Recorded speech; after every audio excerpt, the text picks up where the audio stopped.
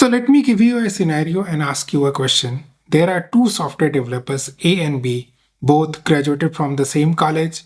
Both are having access to same set of resources, tools, frameworks, learning materials. Both know a particular programming language very well. Both work in a same company. Both are having same mentors, but still the code written by software developer B runs faster than, or is more stable than code written by software developer A. Can you guess why? So from the title of this video, I know you might have guessed B is having good knowledge of fundamentals of computer system, and that's why B's code runs more stable, more faster than A's code.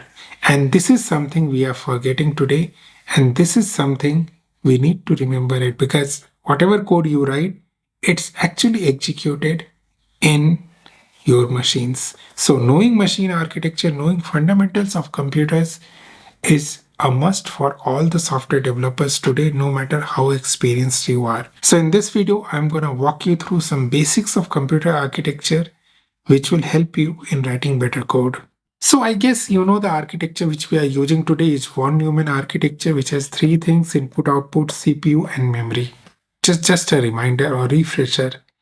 Now, when we create any program or the code which we write is running using these three things. It uses IO, it uses memory, it uses CPU. Now, whenever we are running a program, we cannot just, make it run. System contains hundreds and thousands of programs running simultaneously at the same time. And all of them need these IO, CPU, and memory. So who is going to decide how this IO, CPU, and memory is distributed? And that governing body is your operating system, okay? So this is your operating system which decides the allocation of IO, CPU, and memory. And believe me, this is one of the most complex thing written ever, and its complexity is getting increased day by day. But thanks to the smart people out there, they are managing it through. So this is your governing body. Nothing runs in your system without the permission of operating system.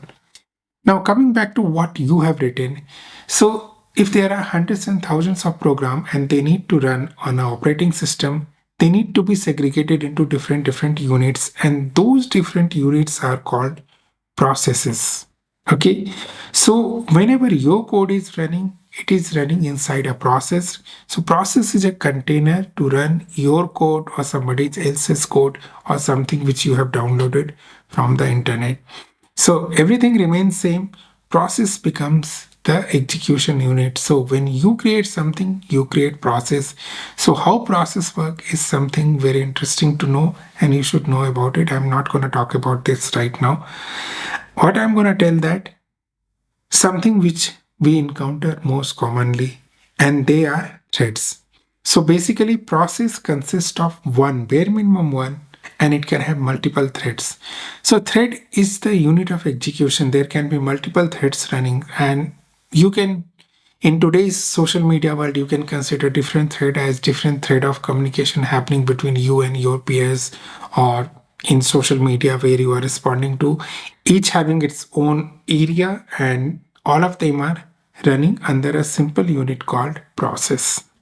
And now all these threads runs inside CPU. Now the knowledge still here will not help you to run your code faster, but what I'm going to tell you after this. Now look at your CPU and how the access time differs between different entities. So your CPU has registers. Registers are fastest to access. Remember, even if you are saying 2 plus 2, that 2 plus 2 executes where? Inside the CPU.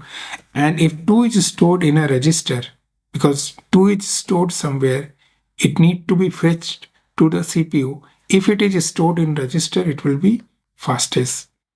Next, there is a small amount of cache called L1 cache. That is the next fastest. And then there is something called L2 cache. So basically how it goes, first CPU try to find it in register. If not, it will find in L1 cache. If not, L2 cache. If not, it will try to find in RAM. If not, it will try to take it from the disk. So disk is slowest. Okay, it is having the slowest access. If you want to take something from disk, to the CPU, even with the presence of SSDs, the timing might be different. Earlier it might be taking 1 second, now it can take 500 millisecond, but this sequence remains same. This sequence at this moment of time, at the time of creating this video, is sacrosanct. So the faster is register, then L1, then L2, then RAM, then disk. Now registers are small in number. You might think that, okay, I can put all my program in register, it will be faster. No, it can't be.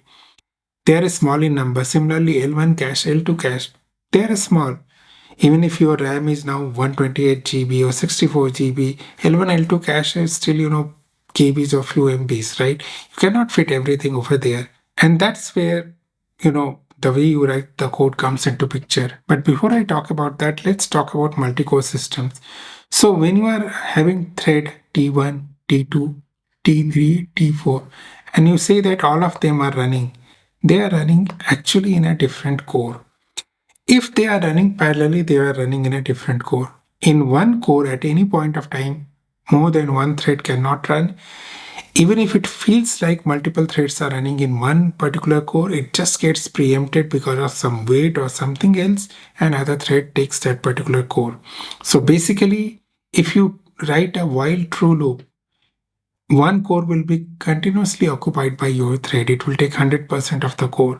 So if you create 4 thread and write while true loop, all 4 threads are blocked. Okay, you can try that. Now, the usual setup is, when I was talking about L1, L2, RAM and disk, is the same from each and every core now. So I'm not trying to show you how all the hardwares are arranged. I'm trying to show you a scheme of things so that things are faster. What happened that in a multi-core CPU, generally each core has its own L1 cache. Now this is the place where you need to take care of. This is the place where you need to understand how things work. So for example, if you have number 10 in disk, you need to take it to RAM, you'll take 10 there. You need to take it to L2 cache, you take 10 there. And you need to take it to L1 cache, you take there, and it will goes to core and it executes. Okay, exe.